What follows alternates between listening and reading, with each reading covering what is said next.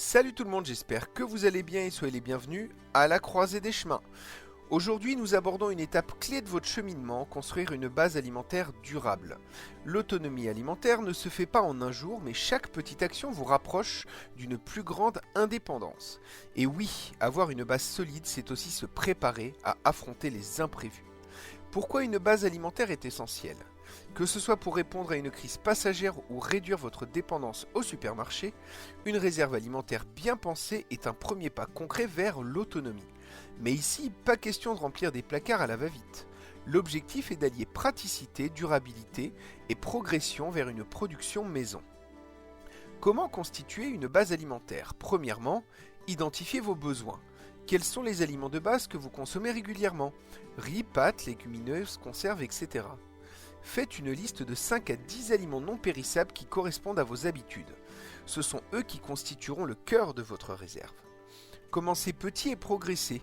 Achetez ces aliments en petite quantité pour débuter selon votre budget. Par exemple, 1 kg de riz, 1 kg de lentilles et quelques conserves. Une fois cette base établie, augmentez progressivement vos stocks. Visez une autonomie de 2 à 4 semaines puis élargissez selon vos moyens et votre espace. Troisièmement, stockez intelligemment. Gardez vos aliments dans un endroit frais, sec et sombre. Utilisez des contenants hermétiques pour éviter l'humidité et les nuisibles. Par exemple, des bocaux en verre, des boîtes en plastique alimentaire ou des seaux alimentaires. Utilisez le principe du first in, first out. Consommez d'abord ce que vous avez stocké en premier lieu pour éviter le gaspillage. Quatrièmement, intégrez des aliments faits maison.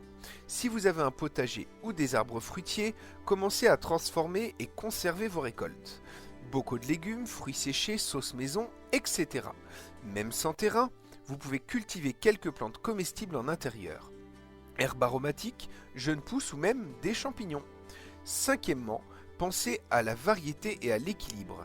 Une base alimentaire solide ne doit pas se limiter à des féculents.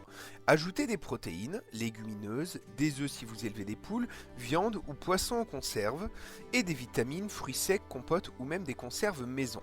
L'optique, c'est de produire pour être résilient. Stocker c'est bien, produire c'est mieux. L'objectif à terme est de passer d'une logique de réserve à une logique de production. Petit à petit, essayez de cultiver vos propres légumes ou de produire vos protéines, comme des œufs ou du poisson avec un système aquaponique.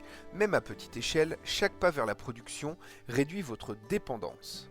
Pensez à vous abonner, liker, partager. Portez-vous bien, prenez soin de vous et à très bientôt à la croisée des chemins. Salut tout le monde!